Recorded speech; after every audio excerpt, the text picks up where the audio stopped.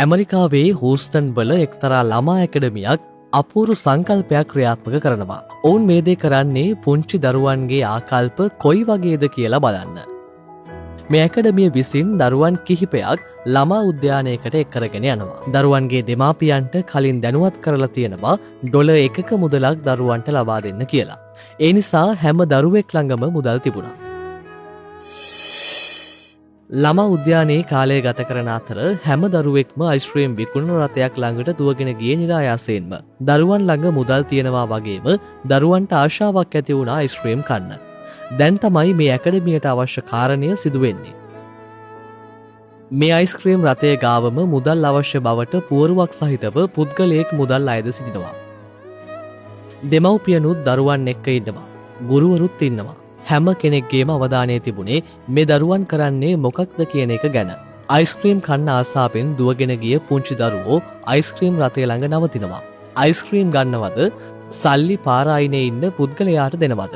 විශ්වාස කරන්න පුංචි දරුවෝ බොහොමයක් Tamanගේ අතේ තිබුණු මුදල් අර පුද්ගලයාට දෙනවා. බලන්නේ දිහා දෙමව්පියන් බලන් ඉන්න විදිහ. ඔවුන්ට Tamanගේ දරුවෝ ගැන ඇතිවුණේ ලොකු සතුටක්. වයස් ભેදයක් නැතුවම පුංචිම දරුවා පවා Tamanගේ මුදල් අර පුද්ගලයාට ලබා දෙනවා.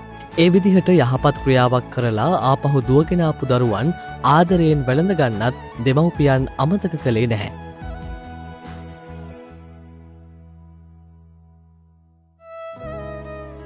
හැබැයි බලන්න මේ දරුවා මුදල් අතේ තියන් පොඩි වෙලාවක් කල්පනා කළා. පස්සේ ගිහින් අයිස්ක්‍රීම් මිලට ගන්නවා. ඇය මුදල් ඒ පුද්ගලයාට නොදෙන්න තීරණය කරලා.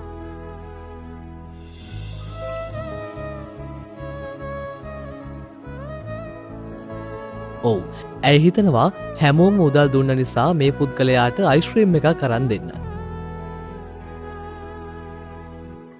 කොච්චර ලස්සනද පුංචි හිත්. මේ වීඩියෝව අපිට ලොකු කතාවක් කියලා දෙනවා. ලස්සන පුංචි හිත් අයහපත් කරන්න එපා කියන එක. දෙමව්පියන්ට තමයි ලොකුම වගකීම තියෙන්නේ Tamanගේ දරුවන්ට යහපත් දේවල් කරන්න උගන්වන්න. දරුවෝ යහපත් දේ කරනකොට ඒ දේවල් අගයන්න. තරඟයට දුවන අධ්‍යාපන රටාව, ක්‍රීඩා හෝ එක එක විදිහේ තරඟ තියෙනවා හැම තැනකම. දරුවෝ ඒවායින් දිනනවාට වඩා සතුටක් දරුවන්ගේ යහපත් ක්‍රියාවන් දැකලා දෙමව්පියන්ට ලබා ගන්න පුළුවන්. ඉතින් යහපත් දේ වෙනුවෙන් ඉඩවෙන් කරන්න. දරුවන්ට කියලා දෙන්න.